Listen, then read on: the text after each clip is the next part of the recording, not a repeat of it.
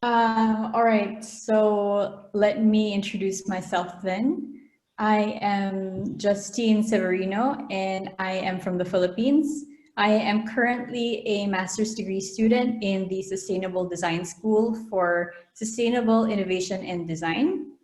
And prior to going to France and taking up my master's degree, I worked in a corporate law firm for 5 years as a designer as well. And I thought that I wanted to take my career a step further and take on a master's degree where I can expand my knowledge on design.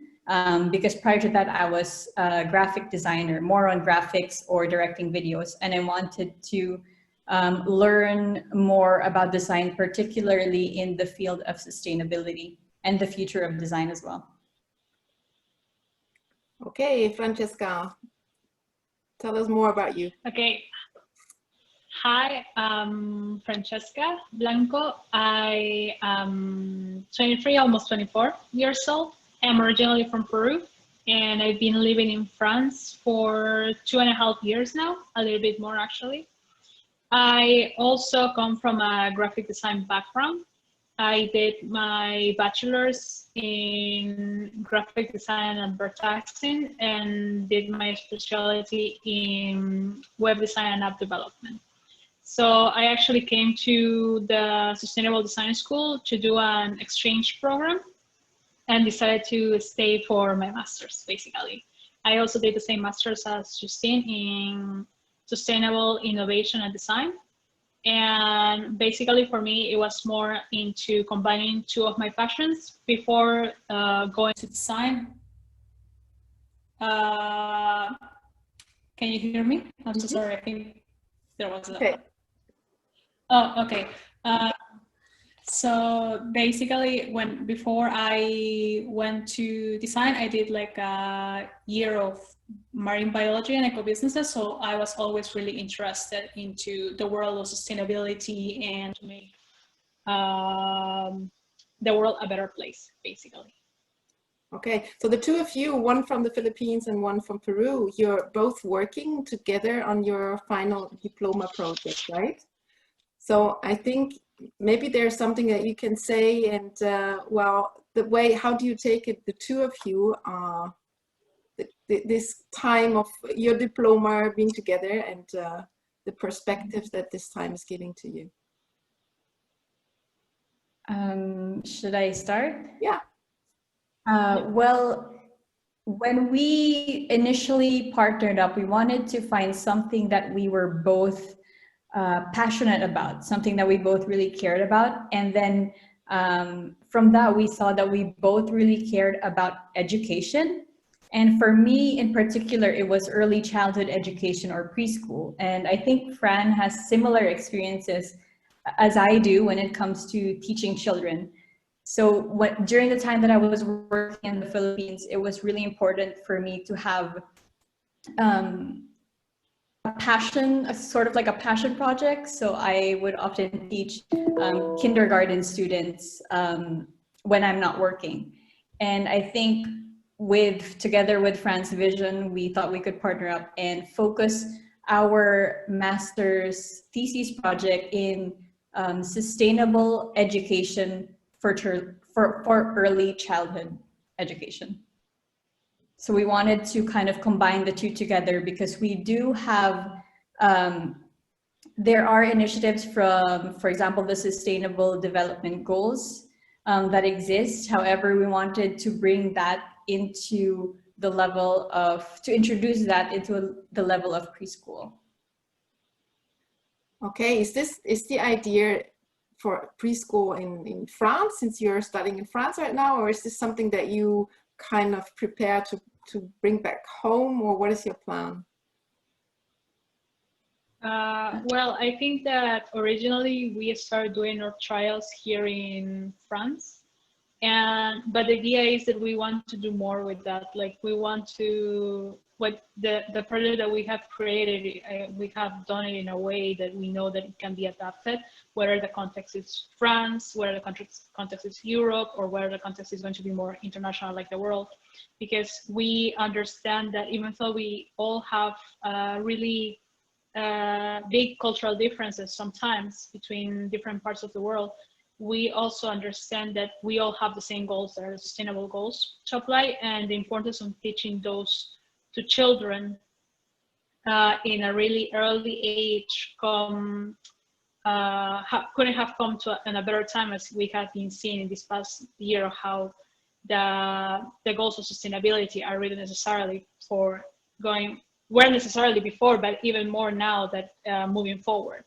So that was one of the biggest challenges that we had to tackle in our project. So, but we feel confident that like at the end, like we can apply it, whether it's in our home countries or elsewhere.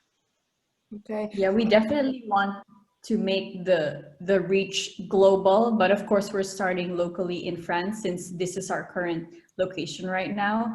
And we speak of teaching sustainable development goals to preschool kids, and that's such a heavy term to really say, you know, you're going to teach that to children who are 5 years old. So that's not exactly what we mean. From the research phase of our project, we really looked into all these goals, and we looked for a common value that they all shared as kind of like an introductory phase to jumpstart these lessons when they eventually take it in, you know, when they go into primary education. So a big part of our project has become centered around empathy, and creating this empathic generation. Actually, that's the vision that we have for the project, is to begin you know, the teaching and the way of life with a lot of empathy from preschool. Okay, so I guess this current crisis is only confirming that what you're doing is quite urgent. I mean, how did you what is your feeling with that? I mean, how did you receive this crisis? Does this give you more pressure, or what is your feeling about it? Well, I feel that this crisis has highlighted problems that we kind of knew were happening, but we weren't that weren't given as much importance as it should have been. There is definitely like because of the nature of this year, there has been a lot of bad news constantly, and that has affected the mood of people, including myself. However, I feel like Justine mentioned, the fact that we decided to create a project highlighting the power of empathy, and the fact that having seen how this year has been going, we think that like we really took like the right decision into choosing the target of this project that are children, and choosing the main thematic of this project, that is empathy related to the sustainable goals. And that moving forward, like now people will realize the importance of actually taking in consideration the teachings of these kind of things to children, and moving onwards to teenagers, etc., etc. Because there's a really big need, honestly. Okay, well, you know, you both came from other design institutions before you came to France, so you have already experienced that there is a design community really worldwide.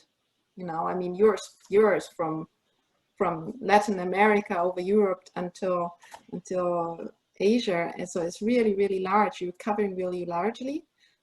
What do you wish for this design community under the light of the current situation? What is your heart wish for it? Solely on the design community, or also in, I don't know, in other industries?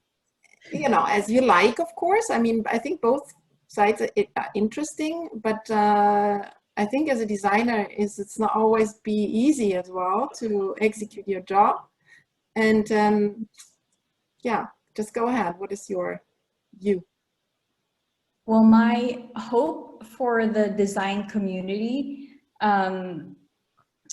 I read this book a year ago in one of our classes in the SDS, and it was called Design for the Real World by Victor Papanek. He wrote this in 1971, and he talks about the future of design. And honestly, the vision that he had in 1971, that's kind of still in the path that we are on right now. And one of the important, I wanted to highlight this because one of the important points that I saw from his book is that he basically states that design must become an advocacy for each designers. So design in the future should be responsible, it should be ethical, and it should no longer be an afterthought. So I think that last part is more for other industries as well. You know, designers should no longer be simply designing for aesthetics, but instead they should be answering fundamental needs, especially now that we've seen a lot of needs in the current crisis. And especially as designers who are now and will be in the future human-centered designers. So I think they have a very important role to fill in creating a better society. Okay, Fran, what do you think? So I think, yeah, I also agree with Justine. I think that there is this really new, not really new, as she has mentioned, but like this need of changing the way design has been seen in the past few years. Before the pandemic, I think everyone started to realize that yes, design was really important, but I think that right now the role of the designer is actually really being highlighted. I had a lot of, just to mention back home, a lot of friends who are also in design who have been shifting the way they have been working on, because before, of course, graphic design, they were working more on just like branding for different kind of stuff, but now they have this concept of wanting to do more with their design. It's just not about like earning money, it's more about doing something more meaningful. So a lot of my friends back home in Peru, they are starting to work in amazing projects that give back to the community, that actually work with vulnerable populations, etc., etc. So I think that now also companies are starting to realize that there's this necessity to hire experts into like human design or human resources to actually also contribute back to the community, because at the end of the day, I don't know if it happens. With Justine, we kind of talked before a little bit about like how the pandemic has affected each of our countries. But now, when I was talking back home, also like obviously our governments are not the best to say in answering to this kind of crisis, but like companies are starting to step up in their social responsibility to their communities that they are being part of, and that they are like receiving their money from, and actually helping in and giving back to those communities. And for that, they need experts for this to manage this kind of projects. So I think that there is this new understanding of that things need to change, that it shouldn't just money be the thing that counts the most.